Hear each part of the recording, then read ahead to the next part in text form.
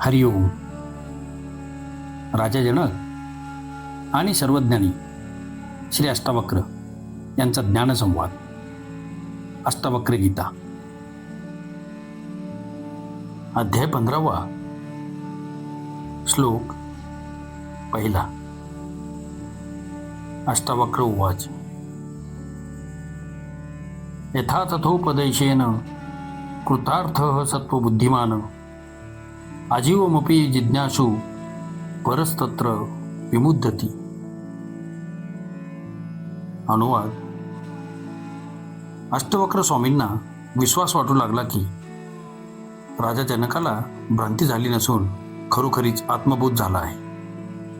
म्हणून या आत्मज्ञानाचे समर्थन करीत मुनिश्रेष्ठ म्हणतात, सात्विक बुद्धीचा पुरुष थोड्याशा उपदेशाने कृतार्थ होतो. असत्य बुद्धीचा पुरुष आजीवन ज्ञानासाठी उत्सुक असूनही तो केवळ भोगांच्या मोहातच अडकून राहतो. विवेचन. राजा जनकाला झालेल्या आत्मज्ञानाची पुष्टी करण्यासाठी पुन्हा उपदेश करीत मुनिश्रेष्ठ अष्टावक्र स्वामी या सूत्रात सांगतात की सात्विक बुद्धीच्या पुरुषांचे अंतःकरण शुद्ध असते. त्यामुळे अल्पशा उपदेशाने त्याला आत्मज्ञान होते. पण वासनायुक्त राग, द्वेष, अहंकार, लोभ, घृणा यांनी ज्याचे अंतःकरण भरले आहे त्याचे नशिबी मनाचे विकार व मोहच येणार. त्याच्या अंतःकरणाची शुद्ध होण्यातच अनेक जन्म खर्च होतात. म्हणून असत्य बुद्धीचा माणूस ज्ञानासाठी आयुष्यभर उत्सुक असूनही मोहामुळे आत्मज्ञानापासून वंचितच राहतो. त्याची जिज्ञासा केवळ बौद्धिक स्तरावरची असते. तो धर्म व अध्यात्म यांचे ज्ञानसुद्धा बौद्धिक पातळीवर करून घेऊ इच्छितो. बौद्धिक आकलन पद्धतीत तर्क, कुतर्क, वितर्क निर्माण होतात.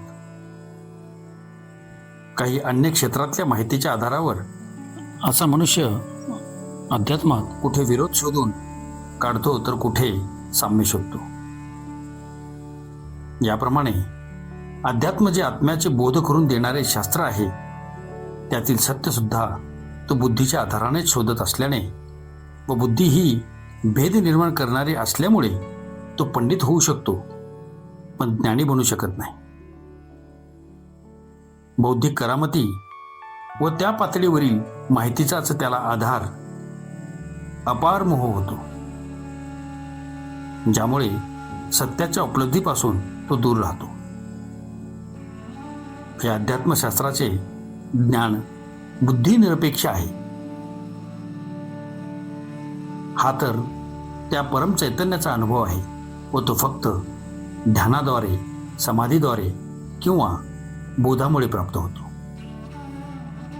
काही अन्य पद्धती सुद्धा आहेत, पण या सर्व पद्धतीची एक महत्त्वाची पूर्वशर्त आहे की ती म्हणजे अंतःकरण सात्विक असणे, निर्मळ असणे.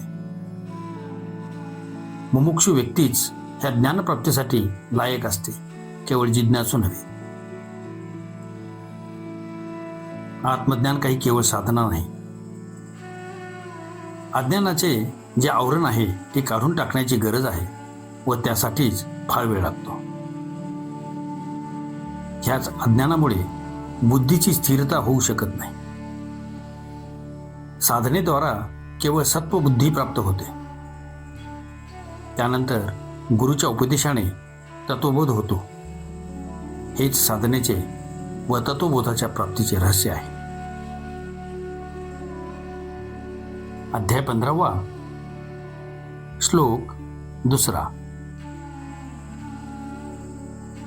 मोक्षो विषय वैरस्यम बंधो वैषयिको रसः एतावदेव विज्ञानम यथेच्छसि तथा कुरु.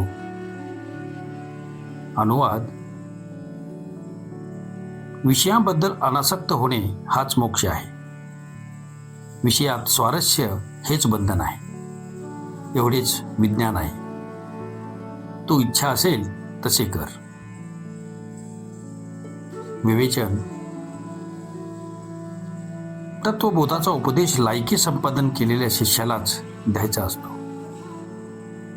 अधिकार नसलेल्या व लायकी नसलेल्याला हा उपदेश केल्याने त्याचा फायदा होण्याऐवजी तोटाच होतो. उपदेश घेण्यास प्राप्त कोण आहे याचे स्पष्टीकरण या आधीच्या सूत्रात मुनिश्रेष्ठ अष्टावक्राने केले आहे की ज्याची बुद्धी सत्वयुक्त व निर्मळ आहे तोच या ज्ञानाचा अधिकारी आहे, अन्य कोणी नव्हे. सात्विक बुद्धीची व्यक्तीच या उपदेशाचा अर्थ जाणून तो आत्मसात करू शकते. तोच उत्तम व सर्वश्रेष्ठरित्या हा उपदेश स्वीकारू शकतो. चित्ताची शून्यावस्थाच माणसाला स्वीकार करण्यास योग्य पात्रता प्रदान करते. स्वच्छ काचेतच उत्तम प्रतिबिंब दिसू शकते. पात्रतेची परीक्षा गुरु स्वतः करतो. शिष्य आपल्या पात्रतेचा कधी दावा करत नाही. मी एवढे तप केले आहे, मी एवढे उपवास केले आहे, मी जग सोडून दिले आहे, विवस्त्र राहिलो आहे, एवढ्या वेळी गायत्री मंत्राचे उच्चारण केले आहे, एवढे तास रोज उपासना केली, एवढे दान केले, एवढा त्याग केला, असे शिष्य कधीच म्हणत नाही. ह्या कारणामुळे मी या उपदेशाला पात्र झालो आहे, मला उपदेश द्या असे म्हणत नाही. जर शिष्याने पात्रता संपादन केली असेल तर गुरु तो ओळखून त्या सत्व बुद्धीच्या शिष्याला ज्याप्रमाणे अष्टावक्र स्वामींनी जनकाला दिला त्याप्रमाणे उपदेश देतो. जर राजा जनकाची मानसभूमी आधी तयार झालेली नसती तर मुनिश्रेष्ठ अष्टावक्राने त्यास हा तत्वबोध कधीच सांगितला नसता. मग त्यांनी राजा जनकाला साधना करण्यास सांगितले असते, मंत्र जप करण्यास सांगितले असते, अष्टांग योग करण्यास सांगितला असता, उपासना सांगितली असती. पण राजा जनकाला त्याची आवश्यकता नव्हती. राजा जनकाची मानसिक भूमी आधीपासूनच तयार होती, म्हणून उपदेश करताच तत्क्षणी घटना घडली व राजा जनकास आत्मज्ञान प्राप्त झाले. अष्टावक्राने नंतर वेगवेगळे प्रश्न विचारून त्याची परीक्षा घेतली व राजा जनकास खरोखरीच आत्मज्ञान प्राप्त झाले असल्याची खात्री करून घेतली. आता या प्रकरणात गुरु दीक्षांत स्वरूपात आशीर्वादात्मक प्रवचन करीत आहेत की तुला आत्मज्ञान झाले, तू मुक्त झालास, आता तू सुखाने राहा. अल्प शब्दात उपदेशाचे सार सांगून टाकले. असा उच्च तत्वज्ञानाने परिपूर्ण असणारा गुरु शिष्यांचा संवाद अध्यात्माचे क्षेत्रात अद्वितीय आहे. अष्टवक्राचे सूत्र हे साधनासूत्र नसून सिद्धिप्राप्त झाल्यानंतरचा अंतिम उपदेश आहे. तो आरंभ नसून दीक्षांत आहे. अष्टवक्र मुनी महाराज सांगतात की मोक्ष ही काही वस्तू नाही किंवा एखादे ठिकाण नाही की जेथे पोहोचता येते. कोणत्याही प्रकारचा भोग नाही, कोणताही आनंद देईल असा रस नाही, ह्याची कोणतीच साधना नाही, ह्याची कोणतीच उपासना नाही. न तो स्वर्गात आहे, न तो तपश्चर्येच्या शिलाखंडावर.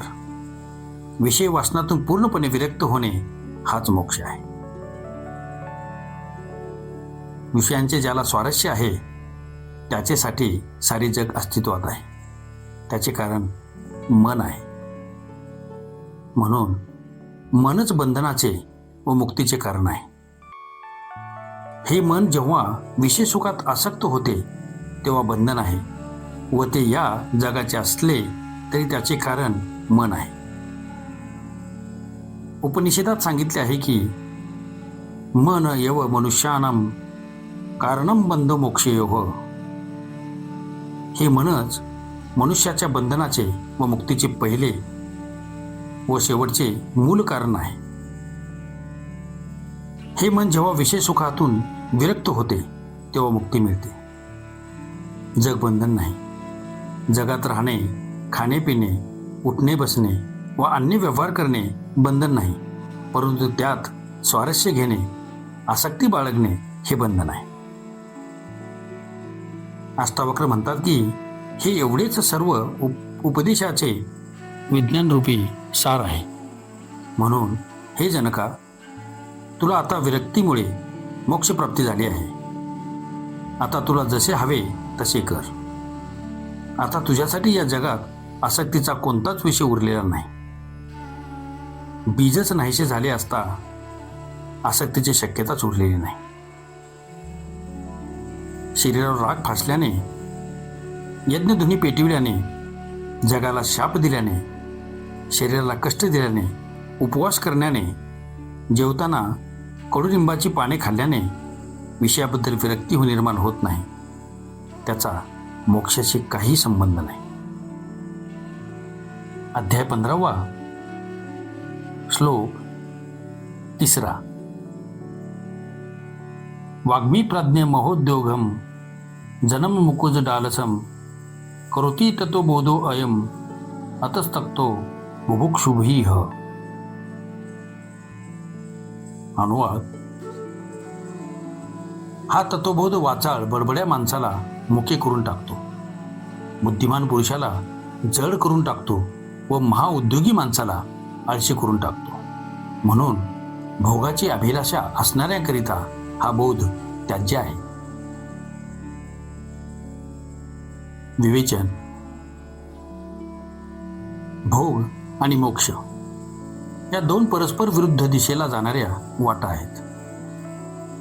संसार आहे भोग व त्यात विरक्ती म्हणजे मोक्ष. दोघांच्या मधोमध मन उभे आहे.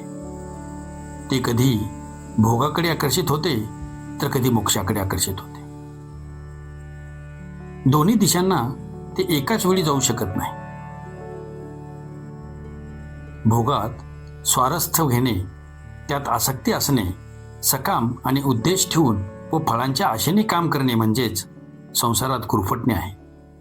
म्हणून ज्याला भोगात स्वारस्य आहे, विषय वासनात रस आहे, त्याच्यासाठी केवळ मुक्तीसाठीच असलेला हा तत्वबोध त्याज्यच आहे. कारण मुक्तीमुळे मिळत काहीच नाही, उलट जे भौतिक ऐहिक आहे ते सर्व सुटून जाते. संसारात मग त्याला काहीच रस उरत नाही. म्हणून त्याचे मन पुन्हा विषय भोगांकडे वळेल व त्यामुळे त्याचा अद्यपात होईल. अशी व्यक्ती न घरी सुखी होते, न घराबाहेर कुठे जंगलात, मंदिरात सुखी होते. तो ढोंगी व भ्रष्ट होऊन जाईल. भोगाची इच्छा असणारा वाचाळ असेल, बुद्धिमान असेल, महान उद्योगी पुरुष असेल, परंतु आत्मज्ञान झाल्यावर तो मौन होतो. बोलण्यातली ऊर्जीच कमी होते. कार्याचे प्रती तो उदास होतो, जड व आळशी होतो. मनाची सर्व शक्ती चैतन्याकडे वळते व त्या चैतन्यबोधामुळे त्याचे या जगाचे असणारे भावबंध तुटून जातात. म्हणून मुनिश्रेष्ठ अष्टावक्र म्हणतात की ज्याला विषय वासना भोगात स्वारस्य आहे, जो बुद्धिमान व पंडित आहे, अशा विद्वान माणसाला व ज्याला उद्योग व्यवसायाची आवड आहे, या साऱ्या ऐहिक व लौकिक जगाबद्दल ज्याला ममत्व आहे, त्याला मुक्तीचा व मोक्षाचा उपदेश उपयोगी नाही. त्याच्यासाठी तो त्याज्यच आहे. हा उपदेश तर त्यांच्यासाठी आहे ज्यांचा या जगाबद्दलचा प्रेमभाव संपला आहे, ज्याला भोगाची आसक्ती उरलेली नाही. जो संसाराबद्दल विरक्त आहे तोच या आत्मबोधाचा लाभ घेऊ शकतो. ओम शांती शांती शांती.